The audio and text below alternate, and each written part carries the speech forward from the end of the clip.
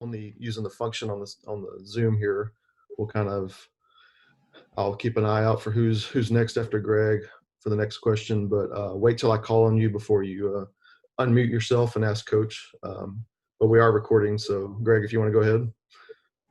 Sure. All right, so Coach, how have the walkthroughs that you guys have been doing the last couple of weeks prepared you to now be starting practice full speed? Well, it's just nice. We're in there right now, just going over our install, and at least they know our verbiage and the signals and how to get lined up. And it's sure heck better than it was. Obviously, it's not. We don't feel comfortable or good by any stretch of the imagination, but it's a lot better than it was for sure. Okay, Alfredo, you're next. Evan, you're on deck. Hey, Coach, how are you? I'm good. How are you?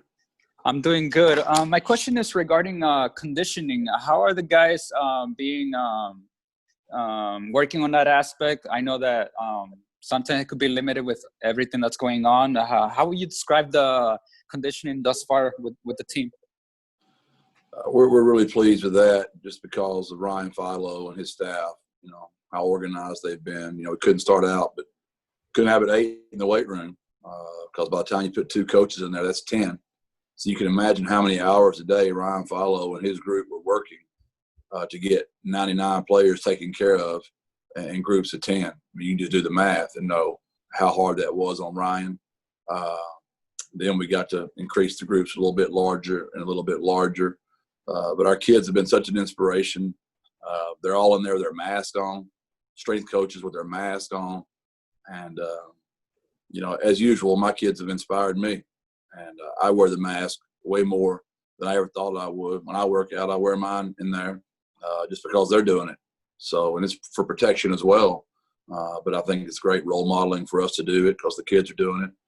And our kids are in as good a shape as they can be.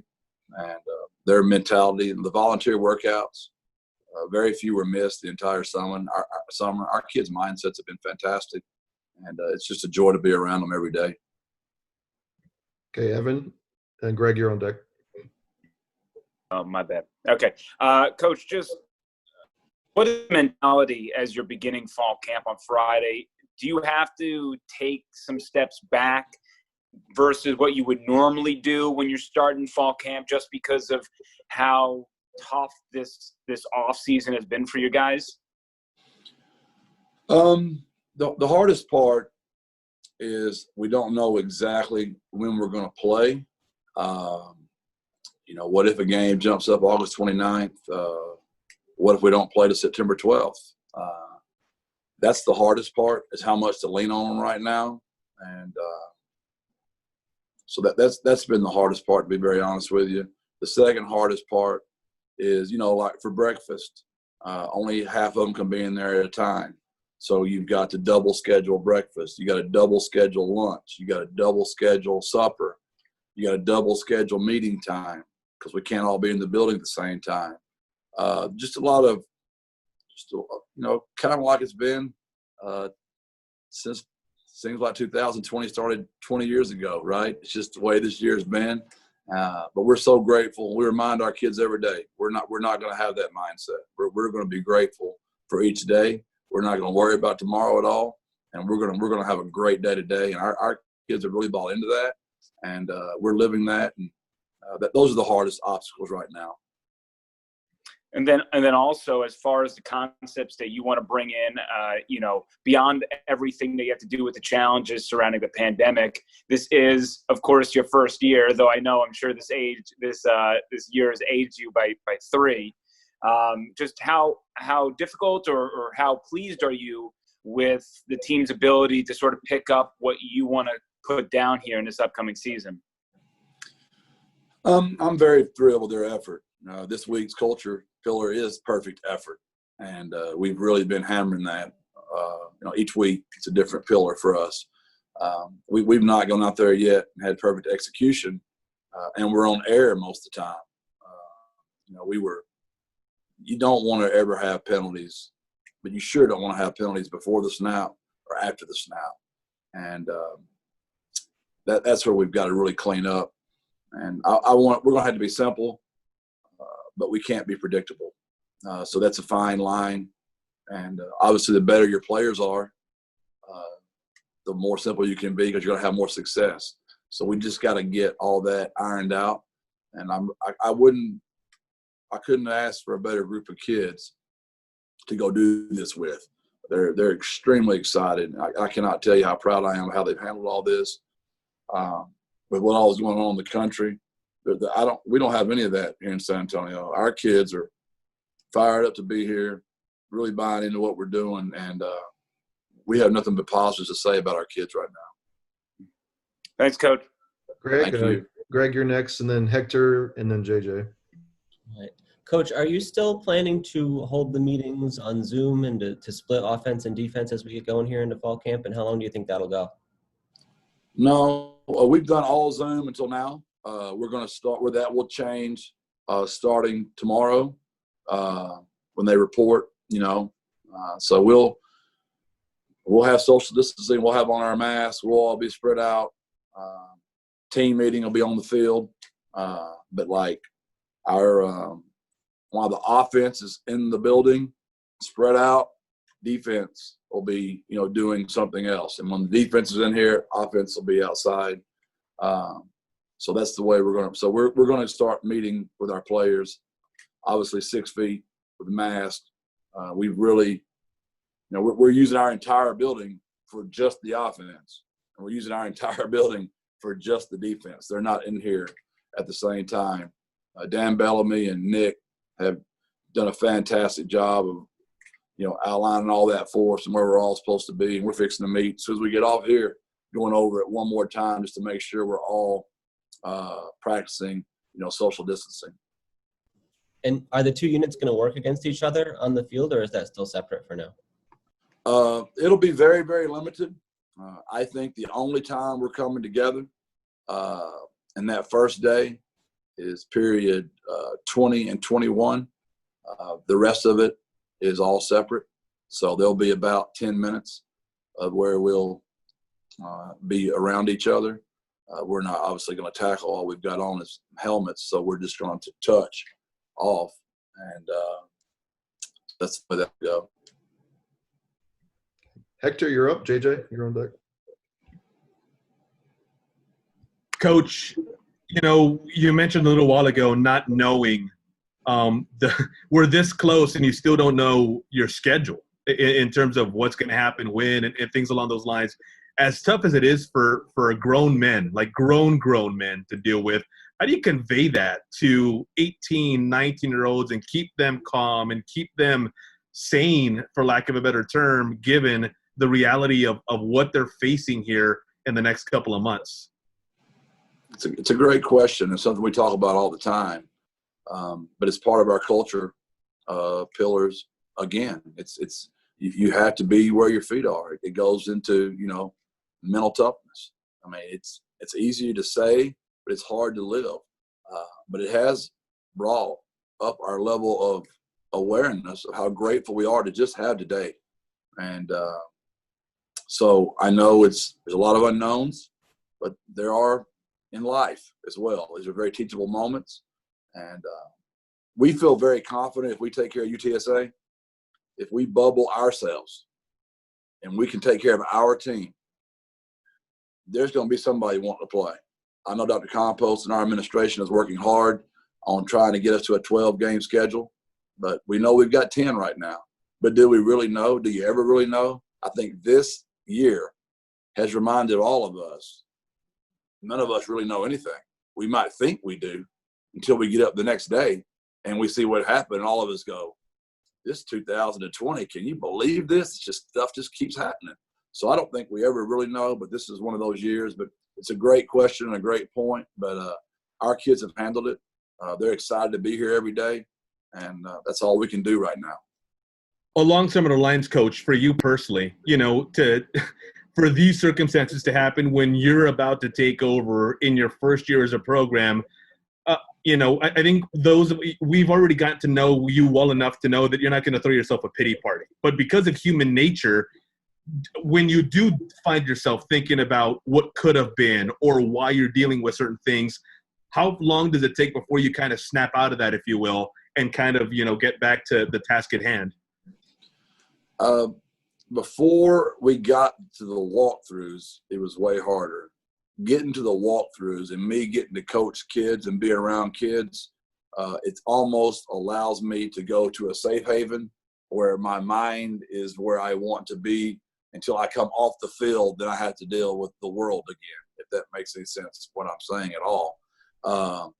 But I'll go back to our culture again. And the very first time I ever saw you guys, that pinky promise, that integrity, you remember me saying, it's easy to be a man when it's sunny and 72 outside and partly cloudy.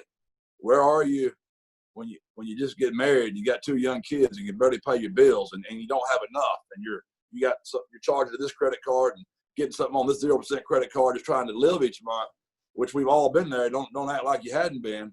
That's when you find out about a man, and these are these moments right now.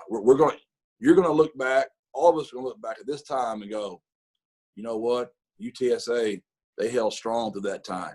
And I believe what you're seeing with this pandemic and all that's going on with social injustice, you're seeing the strong do really well right now. The strong, and you're seeing the guys that aren't as strong. It's tough right now. It's very tough.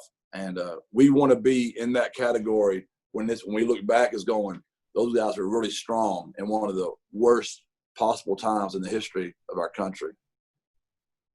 Thank you, Coach. Okay, JJ, you're up. Greg, you're on deck.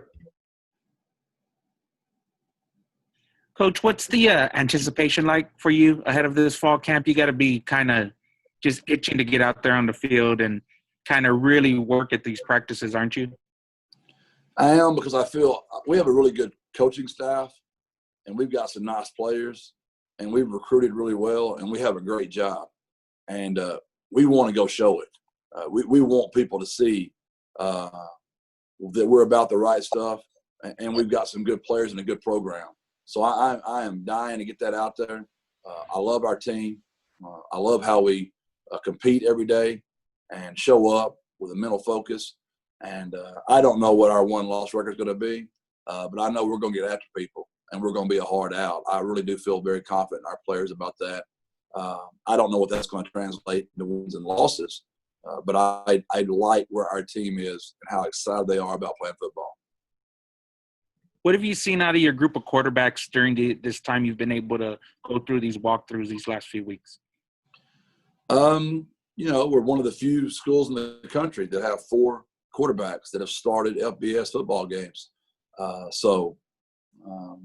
Where we feel really good about our depth. Obviously, with walkthroughs, it's hard to separate yourself. But we'll get some live shots here, and we hope to scrimmage, not this Saturday, but next Saturday. And that's when you can really tell about quarterbacks, and whichever one of them can get their team in the end zone the most, be the one starting that very first game. Whoever that's against, whenever it is, that's who it'll be. And just overall, Coach, what have you learned about your team during these last 2 weeks? Have any leaders emerged, or what can you say about this group now that you've seen them on the field a little bit? I know our defensive football players really believe in Tyrone Nix. They have a lot of respect for him. They're out there. We'll start practice at 7 a.m. and they're all out there. You got to have temp check at 6:15. So that's one of the best things to come of all this deal is temp check, because they're all way early because they want to get on that football field. They can't have any symptoms. So they can't be out there. And so they're out there early, volunteering, just getting their workouts in themselves. They're eager to play. Our offensive group, they love Barry Lunny. They love to call him Barry Funny. He's very witty and sarcastic, and those guys really laugh and have a good time with him. And then obviously with Coach Perry, he brings a lot of juice as a special teams coordinator. And those guys really are. They love their coordinators, and I feel good about the staff we've hired. But like I always say, it's always great. We're all still undefeated. I think the great philosopher Mike Tyson said it best: we've all got a plan till we get hit right in the mouth. So we hadn't just been hit in the mouth yet on the football field. So we'll find out a lot more about ourselves when that time comes. Thanks, Coach. Thank you. Okay, Greg, we'll go to you, then Scott Bailey. Hector, did you have another question or?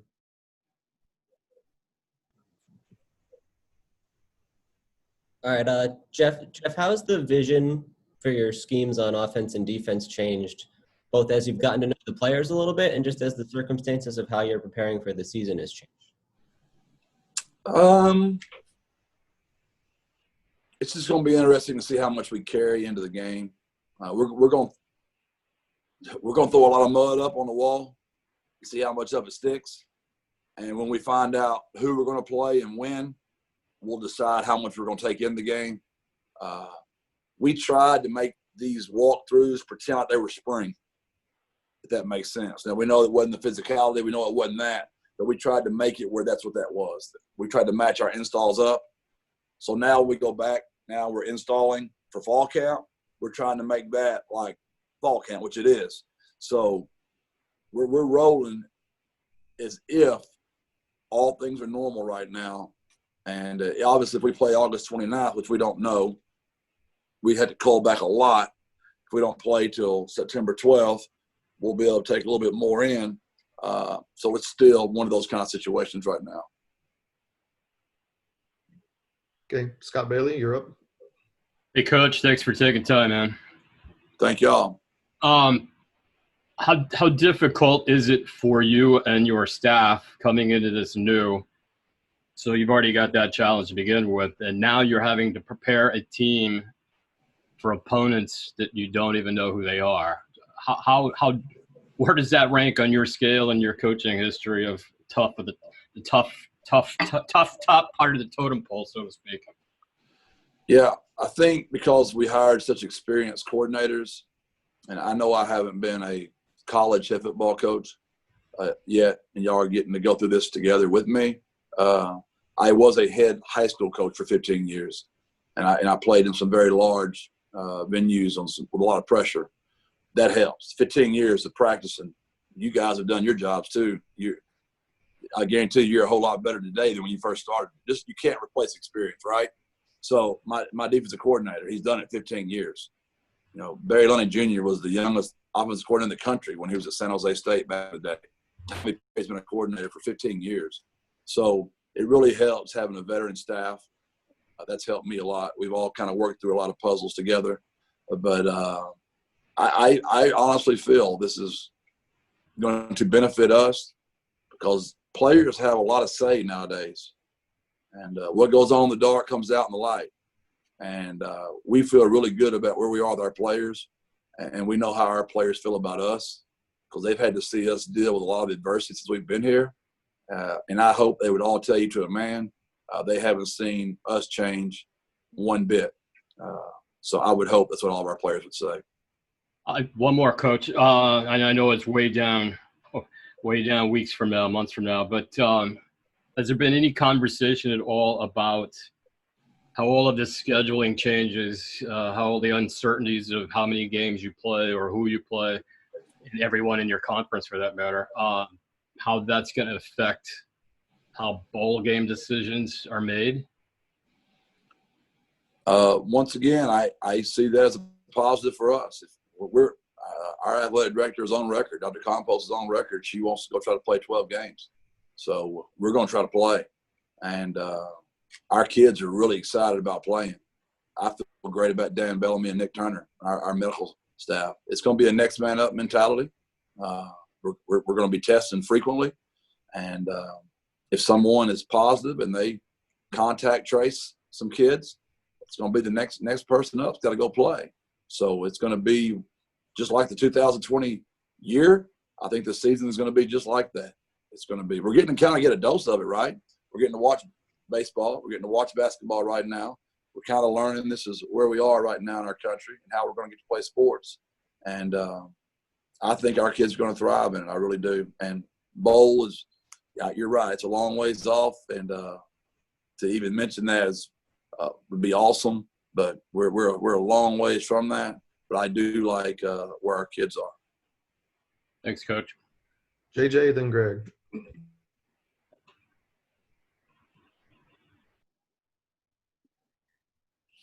Coach, is it fair to say you believe you have the talent to field a winning team this season? Well, overall, how do you feel about the talent? You know, we've only been through walkthroughs, and I just think it would be unfair for me to give too much of an assessment right now. I know mentally I like where we are. I see some kids that are very hungry to be good, and that usually goes a long way. Quarterback play will be very important on any team, obviously. So that's the position we got to make sure we get right. And depth is something we tried to address, you know, as best we could. And we improved there depth-wise, but we're to stay healthy and catch a few breaks and get some good quarterback play. I think we can have a good football team. Thanks, Coach. Greg? Jeff, looking at the updated roster, you guys don't have any single-digit jersey numbers. Was that something intentional, or what's the significance of that? Yeah, it is. We're going to vote on those numbers, and 0 through 9. If we see a player in 0 through 9 that plays for us, you're going to know he's one of the toughest guys on our team, mentally and physically. He's on time. He doesn't miss tutoring. He's not late to the weight room. He's not late to the training room. He's the first one on the field, last one off the field. Now, we've got some kids that deserve to be in those numbers. Obviously, offensive linemen, they're usually that way anyway, right? Well, you can't put them in 0 through 9. And we have some kids that are in certain numbers because that's some tribute to their brother, some tribute to a friend of theirs. So that's not to say you're not in that number, you're not that way. But if they're in 0 through 9, they're one of the toughest players on our team, and we'll vote those numbers in somewhere through fall camp. Now, it's getting, you know, it's just I know Stretch, Tyler Renard, my equipment guy is going to, you know, want to strangle me because he's got to get jerseys done, and we got to get, you know, some stuff. We were hoping to have that done in the spring, and we just didn't get that pulled off because of what happened. So, yeah, that's intentional. Okay, I don't see any other hands raised. If you have a question, raise your hand. Otherwise, we'll let Coach go get off to his next meeting. Well, I got another one if that's all right. Sure. Yeah. Yeah, Jeff, around the country we've seen where a lot of players have started to say that they're going to sit out the season just due to some of the health concerns. I'm curious if that's happened with you guys at all, or if you guys have had that conversation within your team about that option that's available to players. And we have it every day. If they don't feel safe, we encourage them to not be out there. I don't want to coach a kid that does not feel safe. That's why I think we're going to thrive in this time right now. I really do. Our players know Dan Bellamy and Nick Turner and Ryan Philo and the coaching staff truly care about them more than we do the game. And we're going to do everything in our power to take care of them the best we can. So we've had none of that. We talk about it daily. We don't want any child to ever feel that way, and we don't want their parents to feel that way. We're coaching their most prized possession, and I'm going to try to treat every single child as if it's Jordan Traylor, Jake Traylor, and JC Traylor. And I believe that's going to separate us from a lot of places just because of the mentality that our kids know. We truly care about them more than we do a silly game. But all the game is, man, is a carrot. It's just a carrot to make young men become better men in life. That's why the game of football is the greatest game in the world. And I loved coaching basketball and playing basketball. I had fun every day. I don't have fun every day coaching football. I don't have fun every day practicing football. It's a lot like life, you know, and that's why I love the game. It's the greatest game going. It's a great preparation for life. All right. Anything else for Coach? All right. Appreciate everybody's time. Thank y'all. Go Spurs, man. They're firing me up. Thanks, Coach. See y'all. Thank you, Coach. See y'all, brothers. Take care. All right.